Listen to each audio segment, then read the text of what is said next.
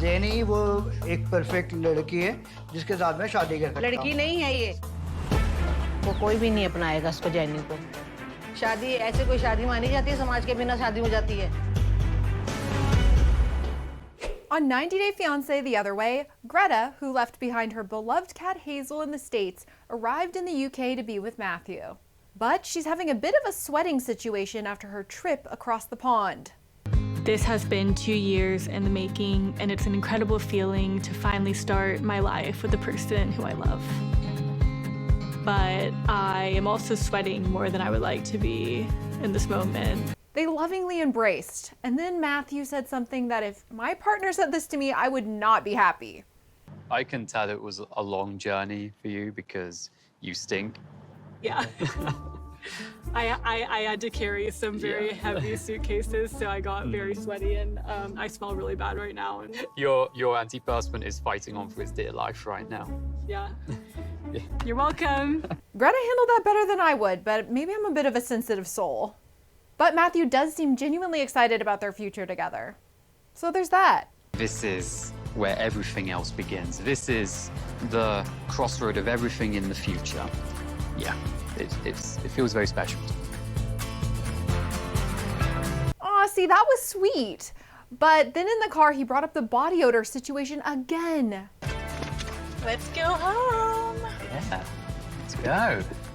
Damn, you have really bad BO. I know. Oh, wow. Thank God I got that loop for you. But things only got more awkward when they got to his parents' house. His parents weren't home, and he didn't seem to have cleaned or prepared his room for Greta's arrival. He didn't even clean out any drawers for her. I know it's like so silly to like cry over like not having space to put your stuff, but it just feels like really discombobulating. See, Greta, I too would be crying, especially after that long trip. She was hoping that he'd be better prepared for her arrival, and this whole situation is making her want to get their own place ASAP.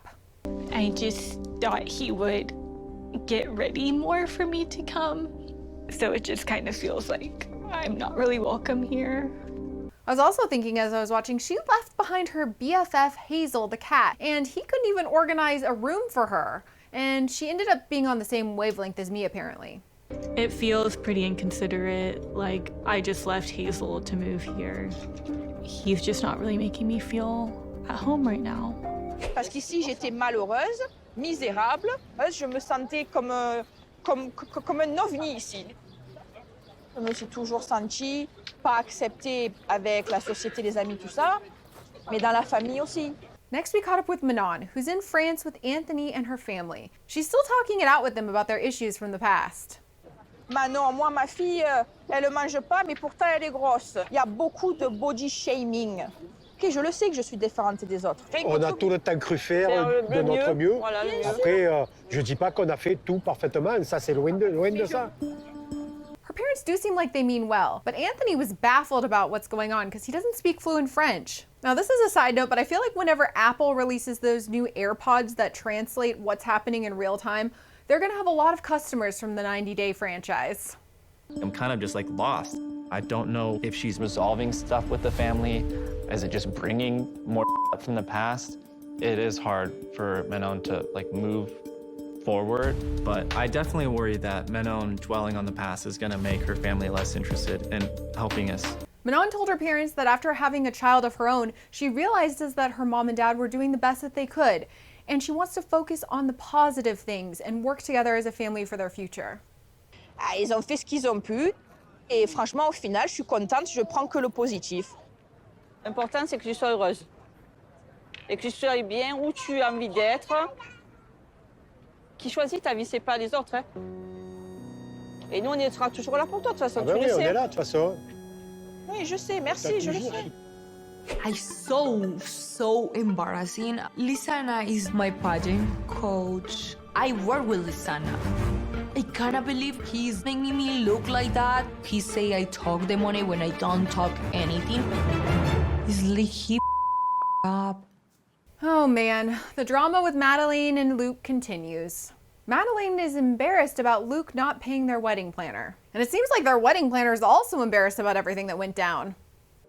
No es normal que una pareja que está a punto de casarse peleando enfrente mío. O sea, esta situación es bochornosa. Límpiate, por favor, acá. Gracias. They figured out how they were going to proceed with the budget and the plans, and Luke says that he's going to pay in a couple of days. And then the wedding planner threw in some shady comments about Luke and whether Madeline should actually be marrying him. Give me until Monday. 2 días. 2 días. Perfecto.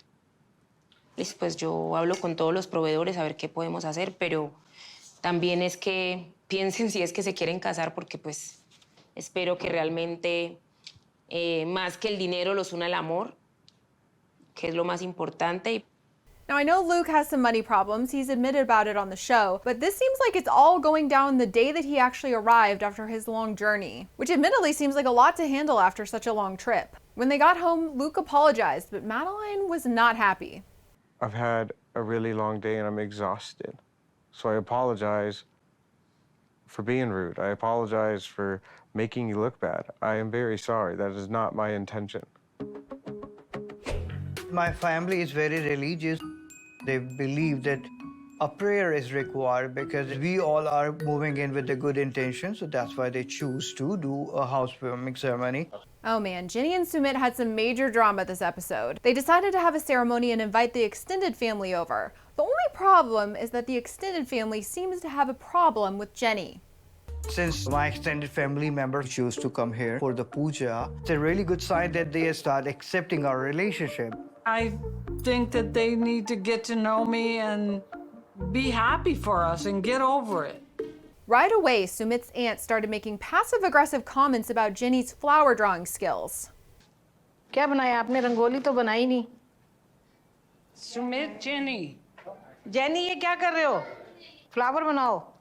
Okay, maybe that wasn't passive-aggressive. That was kind of straight-up aggressive. Anyways, Sumit's aunt continued to throw some shade at Jenny's drawing skills, but something tells me that this is not about the artwork. Shirou तारीफ कर रहे. नहीं, अच्छा नहीं बनाया. अच्छा तो बनाया. नहीं अच्छा बनाया. He's saying Jenny didn't make it good. Why are you having a problem? And it appears that I was correct about it being deeper than just a flower, because Sumit's aunt then started popping off about Jenny's age compared to Sumit's. मैंने कभी ऐसा सोचा नहीं था कि ऐसा संभव होगा एक ही छत के वो नीचे रहेंगे. परिवार को भी कोई पसंद नहीं करता इसके जो सुमित और जैनी की वजह से बिल्कुल एज में भी प्रॉब्लम है. और देखो ये दादी पोतियों वाली लग रही है, हम उम्र में बड़ी लग रही है वो, और हम कैसे अपना लें उसको. Geez, that was a pretty wild thing to say. Then Sumit's mom tried to help out Jenny with the flower art, but Sumit's aunt ended up dragging his mom away. खड़े हो. नहीं बनाना. खड़े ना, नहीं बनाना. खड़े हो जाओ. खड़े हो जाओ. अरे डिजाइन खड़े हो जाओ. नहीं बनाना. Why are you taking mom? नहीं बनाना. जैनी बनाएगी. What's she do? चलो उधर बैठो. अरे यार. Then Sumit's aunt ended up confronting him straight on about the age gap. At least she's not afraid to say this to his face and not just behind his back. क्यों जैनी देखना अपनी उम्र में और तेरी उम्र में कितना फर्क है. उम्र में फर्क है, लेकिन हमारी अब शादी हो चुकी है. शादी हो गई है और हम साथ रह रहे हैं और खुश हैं. सबसे बड़ी बात ये है. आपसे अधिक उम्र से ज्यादा है. And then she brought up how she thinks society is never going to accept Jenny and Sumit as a couple. नहीं ऐसा नहीं होता ना दीदी. हमारे समाज में ऐसा नहीं होता ना कि भी इतनी बड़ी और इतना छोटा बेटा हो चुके वाली बात कुछ नहीं है. शादी हो चुकी है. शादी ऐसे कोई शादी मानी जाती है? समाज के बिना शादी हो जाती है. Despite saying earlier in the episode that his extended family isn't a fan of Jenny and Sumit's age gap, Sumit did seem gobsmacked that his aunt called him out like that. I didn't expect that my aunt will start like saying all this. She was fine in the starting. She come to part of celebration, and all of a sudden she's getting mad and talking about Jenny. It's really like make me why and what is going on over here. Jenny tried to defend their relationship, but Sumit's aunt was not backing down. Well, we love each other. Love इतने love आप उसकी माँ के बराबर हो. देखो आप हमारे से भी उम्र में बहुत बड़े हो. Well, if you don't like तो us, you ऐसा don't नहीं होना have to चाहिए come ना. over आप here. देखो ना कि छोटा है. आप मैं छोटे को साथ. Sumit's parents tried to defend his relationship with Jenny, but Sumit's aunt really didn't care what they had to say. And she just ended up doubling down on her stance. She does say that if Sumit were to end things with Jenny, the family would welcome him back. कुछ भी कर ले. ये आपने ही बिगाड़ा है. मैं दीदी को ये बताना चाह रही थी. और आप क्यों इस बहू को नाम से उसको अपना रही हो? वो कोई भी नहीं अपनाएगा उसको जैनी को. अगर सुमित जैनी को छोड़ देगा तो सुमित को सब अपना लेंगे। Geez, this whole party has taken such a wild turn. The parents continued saying that Jenny's now a part of their family, but the aunt is saying she'll have no part in it. जेन तो बहुत अच्छी लड़ी है, अब तो हमारे परिवार का हिस्सा है वो। ठीक है, आपको अपना परिवार बनाना है तो आप अपना परिवार बनाइए, मैं जा सकती हूँ। तुम्हें अपनाना है तो तुम अपनाओ।